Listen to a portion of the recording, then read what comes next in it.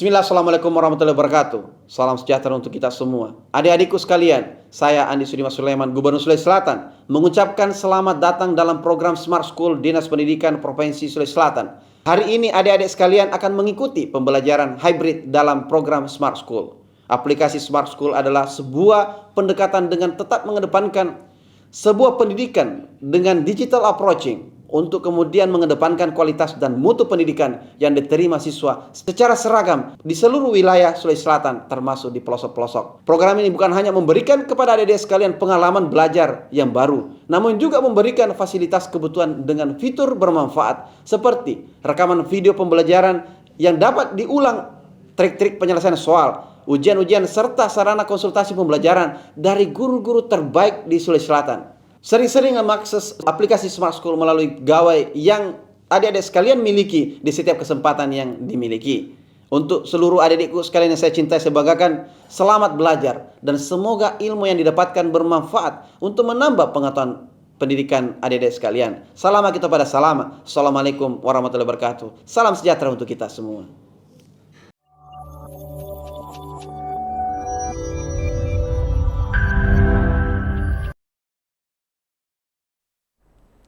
Assalamualaikum warahmatullahi wabarakatuh. Selamat pagi, salam dan bahagia untuk kita semua. Hari ini kita akan kembali dalam pembelajaran kimia untuk mempelajari tentang kimia unsur. Tepatnya hari ini kita akan membahas soal-soal unsur periode ketiga. Bersama saya Ibu Rida Sulfiani dari Studio Smart School.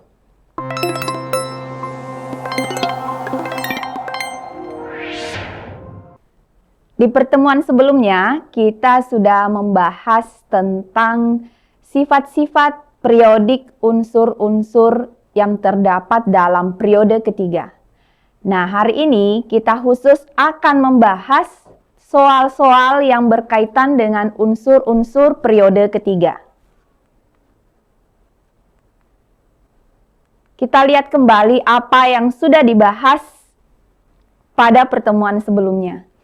Di pertemuan sebelumnya, kita sudah membahas tentang sifat periodik dari unsur periode ketiga. Ada sifat fisik, sifat kimia, kelimpahan dan pengolahannya, serta manfaatnya terhadap kita dan manfaat dalam kehidupan sehari-hari unsur-unsur yang terdapat di periode ketiga. Nah, kembali kita lihat dulu sistem periodik. Yang kita bahas kemarin adalah unsur-unsur yang terletak pada periode ketiga. Jadi, saya kira Ananda sekalian sudah mengenali sistem periodik unsur. Jadi, dalam sistem periodik unsur ada yang namanya golongan dan ada yang namanya periode. Jadi, kalau golongan itu adalah yang vertikal. Kemudian kalau untuk periodenya yang horizontal. Biasanya kalau untuk satu periode kita selalu mengatakan dari kiri ke kanan. Untuk satu golongannya, sifat-sifatnya biasa dijelaskan dengan kalimat dari atas ke bawah. Nah, kita akan melihat kembali unsur-unsur yang terdapat di periode ketiga.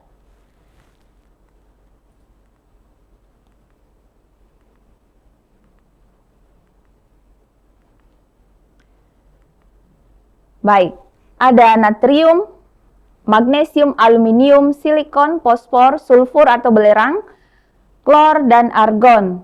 Nah, dalam sistem periodik itu ada warna yang ditampilkan yang berbeda. Jadi misalnya kalau untuk natrium, magnesium, aluminium, dia berwarna kuning, artinya dia berwujud logam. Sedangkan silikon, semilogam, fosfor, sulfur, klorin itu adalah non-logam, dan argon adalah golongan gas mulia. Kembali lagi untuk menghafalnya, ada trik atau jembatan keledainya supaya kita lebih mudah menghafal. Kita ganti dengan atau kita berikan kata, rangkaian kata dalam bentuk jembatan keledai. Misalnya untuk natrium kita ganti dengan kata nanti, magnesiumnya minggu, Al, Ali, Kemudian silikon dengan kata siap, fosfor dengan kata pergi, sulfur atau belerang dengan kata sama, klornya itu dengan kata calon, dan argon kita ganti dengan kata artis. Rangkaian kata ini menjadi sebuah kalimat yang memudahkan Ananda sekalian untuk menghafal unsur-unsur yang terdapat di periode ketiga. Dengan kalimat nanti minggu Ali siap pergi sama calon artis. Nah, untuk pertemuan kali ini kita tidak perlu lagi membahas tentang keseluruhan, membahas secara detail tentang sifat-sifat periodik, sifat fisik, sifat kimia, kelimpahan, pengolahan, dan manfaat dari unsur-unsur yang terdapat di periode ketiga.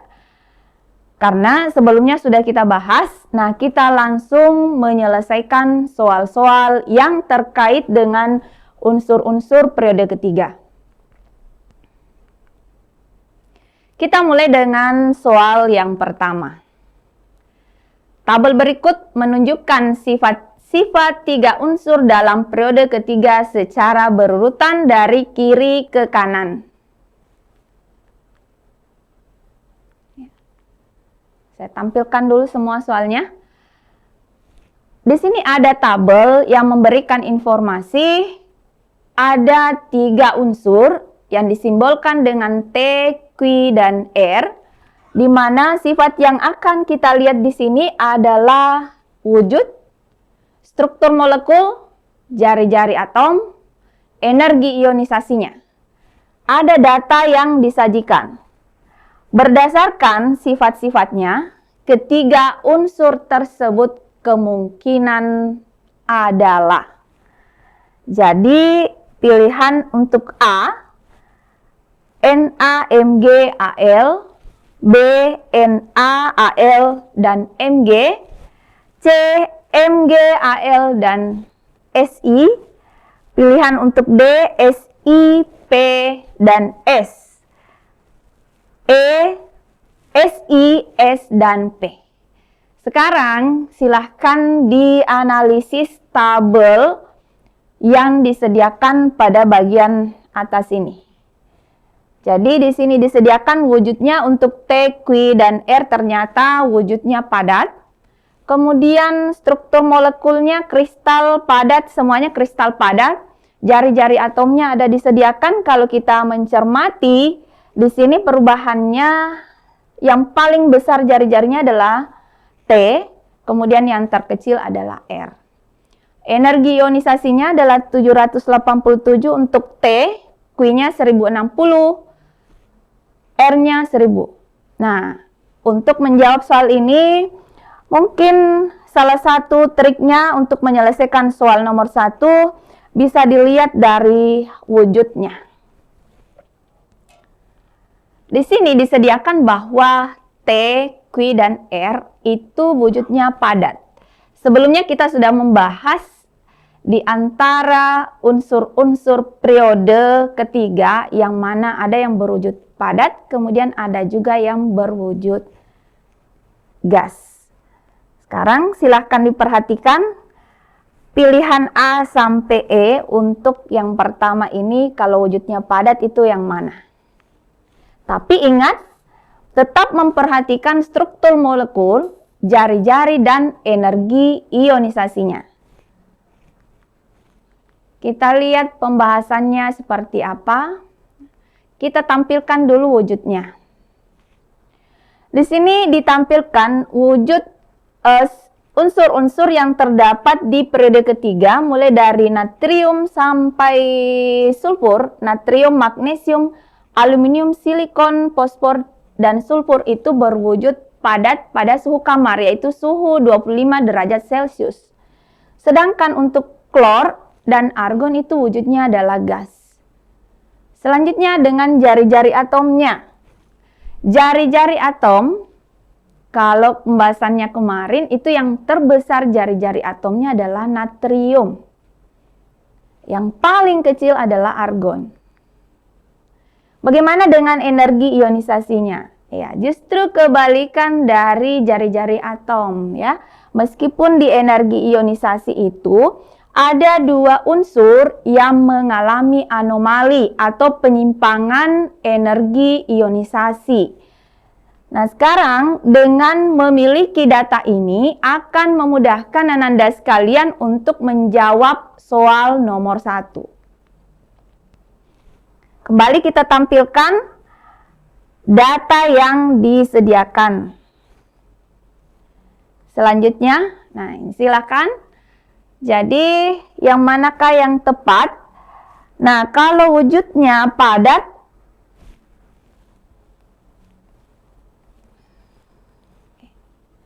untuk yang berwujud padat, ternyata semua di sini pilihannya adalah berwujud padat. Jadi, tidak menutup kemungkinan kita belum bisa memilih yang mana di antara A, B, C, D, dan E. Nah, kalau begitu kita pindah ke pilihan yang kedua. Struktur molekul semuanya berwujud kristal padat. Selanjutnya kita membandingkan jari-jarinya. Jari-jari T adalah 1,17, Q 1,10, dan R-nya 1,06. Nah, urutan yang tepat untuk jari-jarinya, tapi ingat ada data di bawah yaitu tentang energi ionisasinya yang tetap harus kita perhatikan. Kalau seumpama kita mengambil natrium, misalnya untuk T itu adalah natrium, jari-jarinya kalau di data jari-jari berarti di sini. Dan energi ionisasi, jari-jarinya natrium itu adalah unsur yang memiliki jari-jari terbesar dan energi ionisasinya terkecil. Jadi ini bisa jadi kemungkinan jawabannya adalah yang ini. Kemudian kita cek dengan magnesium. Magnesium itu bukan unsur yang memiliki jari-jari yang terbesar pada unsur periode ketiga. Silikon juga bukan. Ya. Nah, jadi untuk pilihan jawabannya ini tidak mungkin bagian C, D, dan E. Pilihan kita tinggal A dan B ya. Jadi tinggal dua pilihan A dan B. Sekarang kita bandingkan pada Q. Di Q itu jari-jarinya 1,10 dan untuk energi ionisasinya adalah 1060. Kita bandingkan di sini dari 1,17, selanjutnya 1,10, kemudian 1,06. Semakin ke kanan ini kita lihat datanya dia semakin kecil. Ini untuk jari-jarinya semakin kecil ya, untuk jari-jarinya. Sekarang kita lihat magnesium dan aluminium. Kita bandingkan antara magnesium dan aluminium pada pilihan bagian A. Magnesium dan aluminium sudah benar bahwa jari-jari magnesium itu lebih besar dibanding jari-jari aluminium. Sekarang kita lihat energi ionisasinya.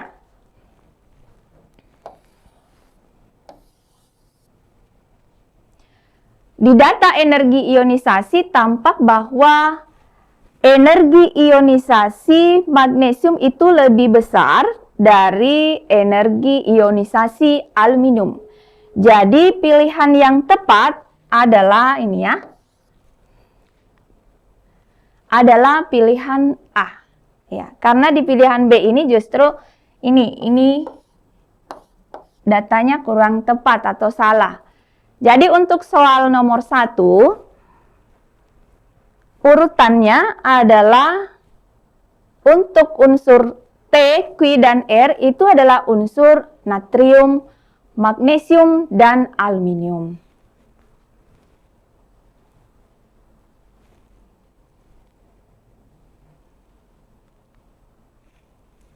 Kita pindah ke soal nomor 2. Tabel berikut menunjukkan sifat-sifat 3 unsur dalam periode ketiga secara berurutan dari kiri ke kanan. Urutan senyawa hidroksida unsur periode ketiga dari yang paling bersifat basa adalah, kita lihat ini. Nah, di sifat periodik unsur tentang sifat asam dan basa unsur periode ketiga dari natrium sampai dengan argon, kembali lagi kita mengingat materi yang sebelumnya, natrium itu cenderung untuk membentuk basa kuat ya dalam senyawa NaOH. Kemudian magnesium itu dia adalah basa lemah dalam senyawanya, MgOH 2 kali. Selanjutnya aluminium memiliki sifat amfoter, artinya dia bisa saja bersifat asam dan bisa bersifat basa. Kemudian silikon sampai dengan klorin itu akan membentuk senyawa basa tapi dalam keadaan atau kondisi yang tidak stabil, sehingga akan terurai kembali sehingga membentuk asam, senyawa asam. Jadi mengenai sifat basa, kalau menurut pertanyaan ini urutan senyawa hidroksida unsur periode ketiga dari yang paling bersifat basa adalah, saya kira sudah bisa dilihat bahwa yang mana yang sifatnya basa kuat ya. Jadi mulai dari natrium dia sifatnya basa kuat, kemudian semakin ke kanan itu sifat basanya akan semakin berkurang. Kebalikannya sifat asamnya justru semakin bertambah. Sekarang kita lihat data di bagian A. A itu pilihannya 1, 2, 3, 4. Jadi 1 adalah magnesium. Apakah betul magnesium memiliki sifat basa yang lebih besar daripada NaOH? Kalau berdasarkan data yang disajikan pada sifat periodik unsur unsur-unsur yang terdapat di periode ketiga ini.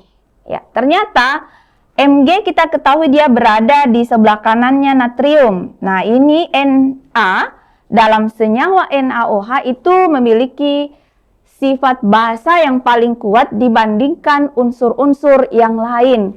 Jadi bisa disimpulkan bahwa pernyataan A itu salah, ya. Selanjutnya tetap ada pilihannya B nomor 1. Nomor 1 di sini adalah MgOH 2 kali, jadi ini juga kurang tepat. Kemudian dengan nomor 2 Si, silikon. Nah, ini sebenarnya kita sudah dapat bahwa urutannya itu seharusnya yang pertama itu adalah yang nomor 3. Nah, ternyata di pilihannya ini hanya satu yang urutannya bisa jelas terlihat bahwa yang urutan pertama di sini adalah nomor 3 itu adanya di bagian delta, itu ya. Jadi bisa disimpulkan urutan senyawa hidroksida unsur periode ketiga dari yang paling bersifat basa itu dimulai dari senyawa NaOH yaitu nomor 3. Kemudian kalau ada MgOH berarti ini MgOH 2 kali. Berarti 3, 1. Ya, 3, nomor 3, kemudian nomor 1. Selanjutnya setelah 3 dan 1 adalah aluminium. AlOH 3 kali. Dan yang terakhir adalah SiOH 4 kali. Baik, kita pindah ke soal yang ketiga. 4 unsur periode ketiga yaitu P, Mg, Cl, dan Na. Urutan unsur-unsur tersebut dari yang paling kecil sifat pereduksinya sampai yang paling besar adalah A, Na, Cl, Mg, dan P. B, klor, fosfor, magnesium, dan natrium. C, klor, fosfor, natrium, dan magnesium. D, fosfor, klor, natrium, dan magnesium. Dan pilihan E, natrium, magnesium, fosfor, dan klor. Oke, kita lihat urutan unsur tersebut dari yang paling kecil sifat pereduksinya. Data yang kita butuhkan adalah sifat oksidator dan reduktor dari unsur-unsur periode ketiga. Baik, kita lihat di sini. Nah, ini kalau disandingkan antara data oksidator, sifat oksidatornya dan sifat reduktornya, bisa dilihat perbedaannya. Misalnya pada data untuk sifat oksidatornya. Sifat oksidatornya menunjukkan bahwa dari kiri ke kanan, dari Na sampai dengan klor, itu sifat oksidatornya semakin kuat. Kemudian untuk sifat reduktornya berarti kebalikan dari sifat oksidatornya. Sekali lagi, pada unsur-unsur periode ketiga, dari kiri ke kanan, sifat oksidatornya semakin bertambah atau sifat oksidatornya semakin kuat. Jadi bisa disimpulkan bahwa unsur yang memiliki atau sebagai oksidator terkuat itu adalah klor, ya. Sedangkan dari natrium itu oksidatornya lemah, sifat oksidatornya lemah. Selanjutnya kita lihat lagi di bagian bawah kebalikan dari data yang di atas di sini. Berarti bisa disimpulkan bahwa semakin ke kanan atau mulai dari natrium sampai dengan klor, itu sifat reduktornya justru berkurang.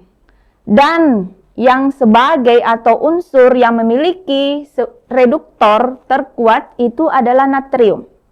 Jadi berdasarkan kedua data ini bisa diketahui bahwa unsur-unsur periode ketiga yang memiliki oksidator terkuat atau sebagai oksidator terkuat adalah klor.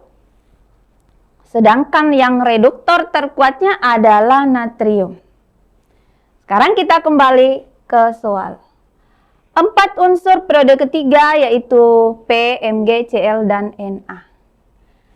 Unsur-unsur tersebut dari yang paling kecil sifat pereduksinya. Jadi dari yang paling kecil sifat pereduksinya adalah dari, kalau begitu bisa disimpulkan bahwa yang dari sebelah kanan.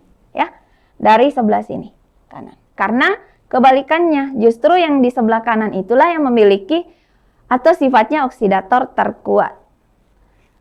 Yang manakah itu di antara pilihan A, B, C, D, dan E? Nah, Na, Cl, Mg, dan P. Ini pilihannya salah, karena di sini kita ketahui bahwa Na itu adalah dia sifat reduktor terkuat. Ya.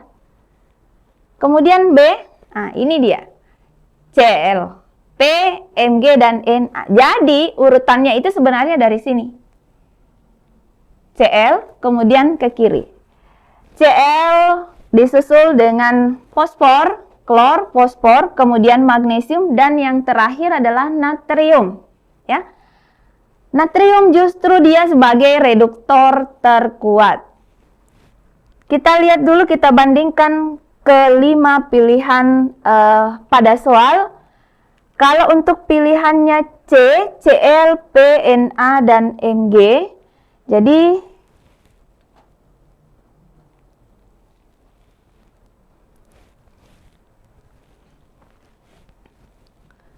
sini pilihannya Cl, P, Na, dan Mg. Ini urutan pertama, kedua, ketiga, dan keempat. Iya. Jadi untuk pilihan C juga ini adalah salah. Seharusnya itu Na berada di paling sebelah kanan, ya. Kemudian Cl yang di sebelah kiri. Nah, kalau kita mau melihat sebenarnya pilihannya kita bisa ciutkan menjadi pilihan B dan C saja. Nah, tadi ini kan sudah salah. Selanjutnya kita lihat pilihan D. Ya, P dia berawal dari P, fosfor. Sedangkan di sebelah kanannya ini kan ada Cl yang memiliki atau dia sifatnya pereduksinya paling kecil. Makanya pilihan untuk D itu salah. Begitu pula dengan E, natrium sebagai reduktor terkuat, tapi dia bukan sebagai atau unsur yang memiliki sifat pereduksi yang paling kecil.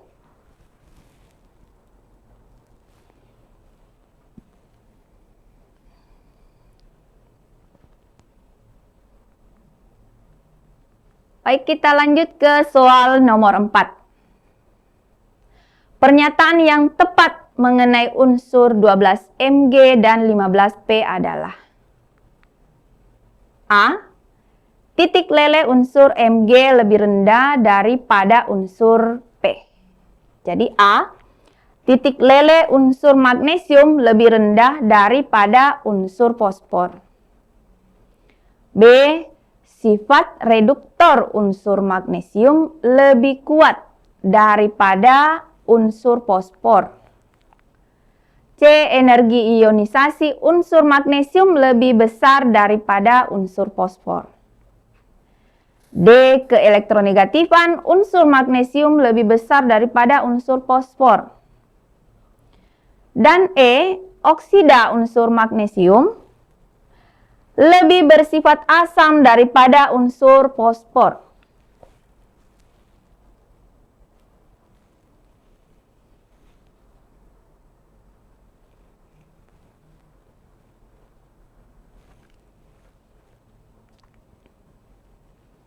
Sekarang kita lihat pembahasannya. Kita kembali dulu ke pilihannya ini. Untuk bagian A yang dibandingkan adalah titik lelehnya. Jadi kita membutuhkan data titik lele dari unsur-unsur yang terdapat pada periode ketiga. Kemudian bagian B yang ditampilkan atau pilihannya itu memerlukan sifat reduktor dari unsur-unsur yang terdapat di periode ketiga. C. Kita membutuhkan data energi ionisasinya. Bagian D, keelektronegatifannya atau elektronegativitas dari unsur-unsur periode ketiga. E, oksida atau sifat oksidanya ketika dia bereaksi dengan oksigen. Apakah dia bersifat asam? Bagaimana tingkat atau sifat keasaman dari unsur-unsur periode ketiga ketika membentuk senyawa oksida. Sekarang kita lihat pada bagian pembahasan. Nah, di sini sudah disajikan titik leleh dan titik didih dari unsur periode ketiga. Dapat dilihat pada datanya, titik lele dan titik didihnya bisa kita lihat dari kiri ke kanan bagaimana. Nah, ini kita harus membandingkan dengan suhu kamar, yaitu 25 derajat Celcius, yang mana yang berwujud padat, yang mana yang berwujud gas. Kemudian sifat reduktornya. Ini datanya ada juga atau kita gunakan di soal yang sebelumnya. Selanjutnya ada energi ionisasi, grafik energi ionisasi. Kalau kita melihat grafik energi ionisasinya itu, mulai dari natrium sampai dengan argon itu bisa dilihat secara umum itu mengalami kenaikan. Tapi ingat, untuk data energi ionisasi pada unsur periode ketiga ada dua unsur yang mengalami penyimpangan atau anomali energi ionisasi, yaitu aluminium dan sulfur. Berikutnya data tentang grafik atau grafik elektronegativitas, ya, keelektronegatifan. Di sini bisa kita lihat bahwa data keelektronegatifan mulai dari natrium sampai dengan klor itu semakin meningkat atau semakin bertambah elektronegativitasnya. Tidak ditampilkan argon pada data elektronegativitas karena argon itu adalah unsur gas mulia yang sudah stabil, ya. Makanya mungkin sebagian data-data atau sifat dari unsur-unsur periode ketiga itu biasanya tidak menampilkan lagi argon, karena argon itu konfigurasi elektronnya sudah stabil. Karena konfigurasi elektron yang sudah stabil inilah yang menyebabkan dia tidak bersenyawa atau berikatan lagi dengan unsur yang lain. Selanjutnya ada data sifat keasaman dari unsur periode ketiga. Bisa dilihat bahwa mulai dari natrium itu cenderung untuk membentuk senyawa basa. Contohnya adalah NaOH yang sifatnya basa kuat. Dari data ini bisa kita ketahui bahwa dari kiri ke kanan sifat keasaman unsur-unsur periode ketiga semakin kuat. Yang di sebelah kiri ini dia justru membentuk senyawa basa. Mulai dari silikon sampai dengan klor. Jadi ingat, kita tidak mengambil lagi argon. Alasannya tadi sudah dijelaskan. Meskipun di sini membentuk basa, tapi karena keadaannya yang tidak stabil, maka dia akan terurai kembali untuk membentuk senyawa asam. Kita tampilkan dulu pilihan di multiple choice-nya. A, titik lele unsur Mg itu lebih rendah daripada unsur P. Mg dengan P. Apakah betul titik lelehnya lebih rendah daripada unsur P? Di data ini ditampilkan bahwa titik lelehnya Mg itu 649, sedangkan P itu adalah 44. Kemudian B, sifat reduktor unsur magnesium lebih kuat daripada unsur P. Sifat reduktor unsur magnesium lebih kuat daripada unsur P. Magnesium kita bandingkan dengan ini ya, P. C, energi ionisasi unsur magnesium lebih besar daripada unsur P. Magnesium mana? Ini. Pernyataan C kurang tepat. Kemudian D atau pernyataan C ini salah. D, keelektronegatifan unsur magnesium itu lebih besar daripada unsur P. Magnesium jelas terlihat di sini elektronegativitasnya lebih kecil daripada unsur P. E, oksida unsur magnesium lebih bersifat asam dibandingkan oksida unsur P. Nah, di sini, di bagian sini tadi sudah dijelaskan bahwa unsur yang di sebelah kiri ini dia lebih cenderung atau dia membentuk senyawa basa. Berarti pernyataan E salah. Kemudian pernyataan, kita mulai dari pernyataan A, itu titik leleh unsur magnesium itu lebih rendah. Ternyata dia lebih tinggi. Pernyataan yang tepat adalah B. Sifat reduktor unsur magnesium lebih kuat daripada unsur fosfor. Jadi, karena dari kiri ke kanan, sifat reduktornya itu semakin berkurang. Jadi, apabila sifat reduktor magnesium dibandingkan dengan fosfor, terlihat jelas bahwa sifat reduktor magnesium itu lebih kuat dibandingkan fosfor. Jawaban yang tepat atau yang benar adalah jawaban B.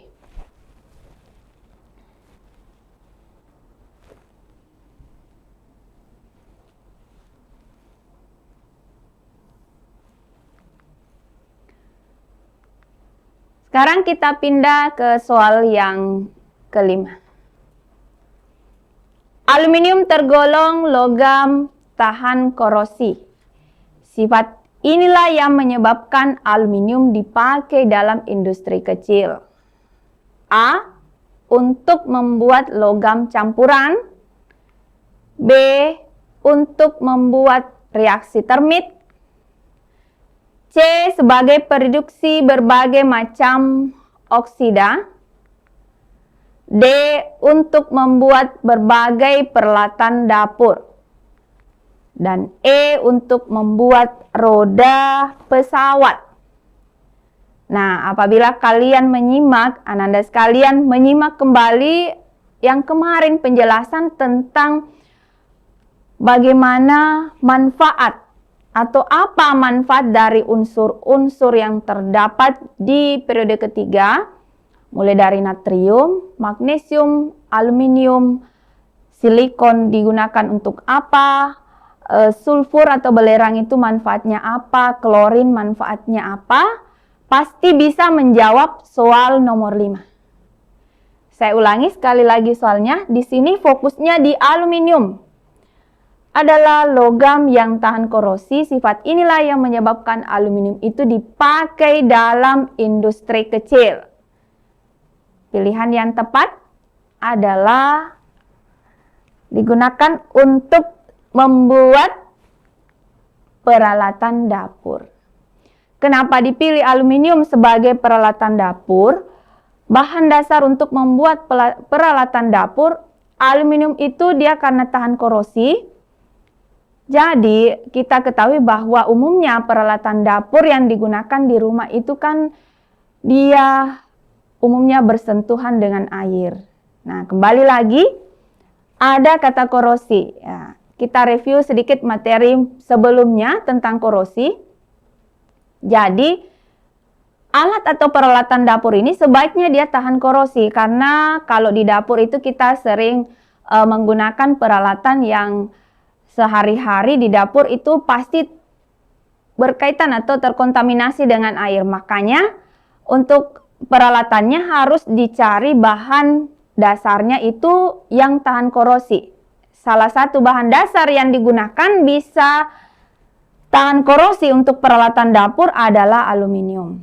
Bahkan selain aluminium ya, jadi kita kenal juga dengan ada yang lebih bagus lagi kualitasnya, yaitu yang berasal dari stainless steel ya.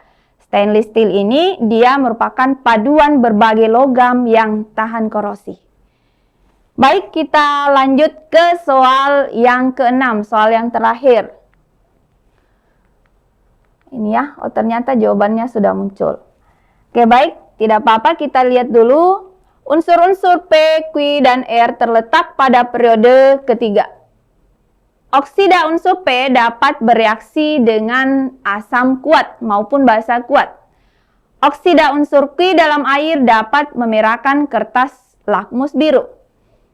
Unsur R dapat bereaksi dengan air menghasilkan gas hidrogen.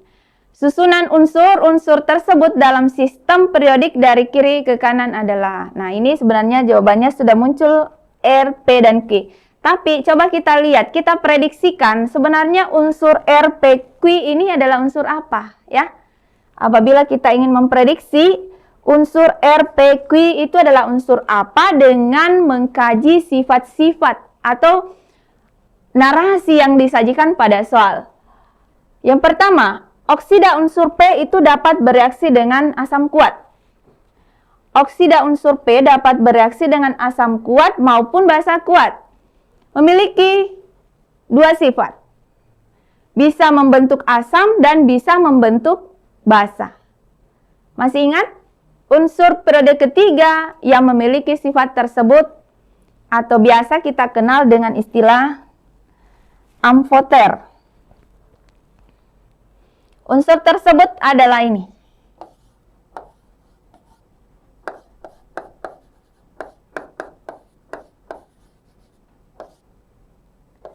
Bisa bersifat asam dan basah. Ya.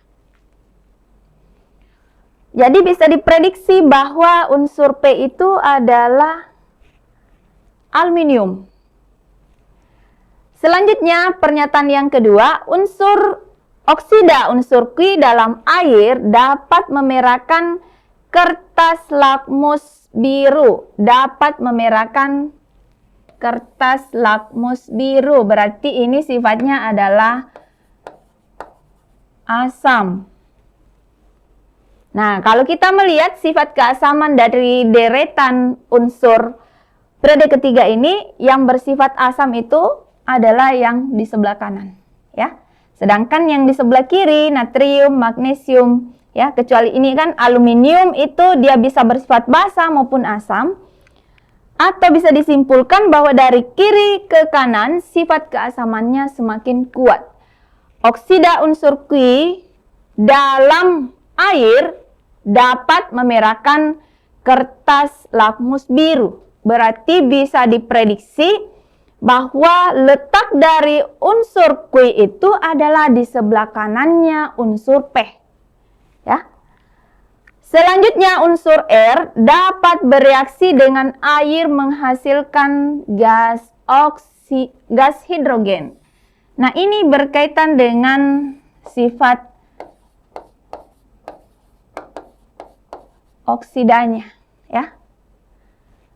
Nah, unsur yang ini membentuk oksida adalah, kita ambil contoh adalah, coba kita lihat natrium ketika direaksikan dengan air, apakah betul akan membentuk gas hidrogen.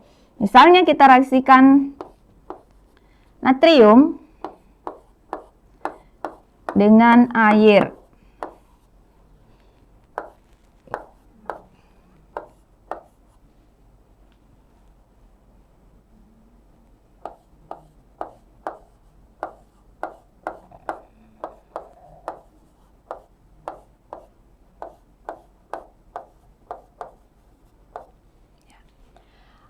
Reaksi antara misalnya unsur R-nya ini adalah Na, ketika dia bereaksi dengan air, maka akan membentuk senyawa yang bersifat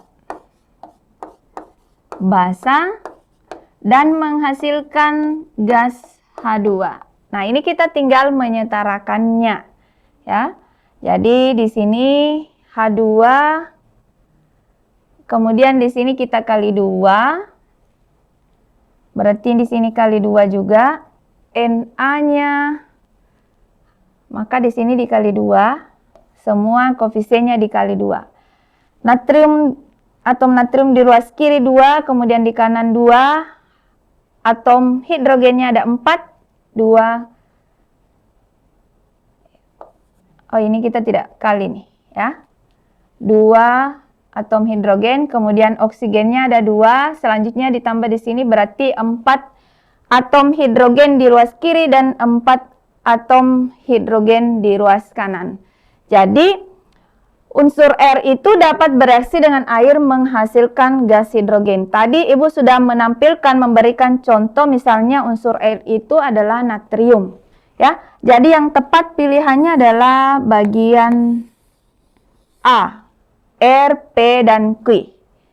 P-nya dia sifatnya amfoter, berarti dia harus posisinya berada di antara unsur R dan Q.